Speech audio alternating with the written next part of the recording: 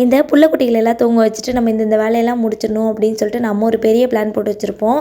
அந்த மாதிரி தான் நேற்று வந்துட்டு நான் இவங்களெல்லாம் தூங்க வச்சுட்டு மாவு அரைச்சிடணும், சப்பாத்திக்கு மாவு பறித்து வச்சிடணும், குருமாவும் வச்சிடணும்னு சொல்லி நான் ஒரு பிளான் போட்டு வச்சுருந்தேன்.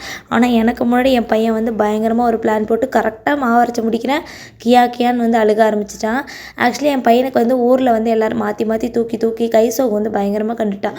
ஸோ கீழே வந்து படுக்க போட்டோம்னா அந்தளவுக்கு வந்து விளையாட மாட்டான். ஒரு 10 நிமிஷம் இருப்பான், அதுக்கப்புறம் வந்து கியான்னு அழுக ஆரம்பிச்சிருவான். ஸோ அவன் முழிச்சிருக்கும் போது என்னால் எந்த வேலையுமே வந்து செய்ய முடியாது. நேற்றும் அந்த மாதிரி தான் வந்துட்டு அவன் முழிச்சதுக்கப்புறமா வந்துட்டு சப்பாத்தி மாவு மட்டும் அந்த 10 நிமிஷம் கேப்பில் வந்து பசஞ்சு வச்சுட்டேன். அகைன் வந்து அவனை தூங்க போட்டு தான் வந்துட்டு நைட் டின்னருக்கு சப்பாத்தியும் வந்து தக்காளி தொக்கும் வந்து ரெடி பண்ணியிருந்தேன்.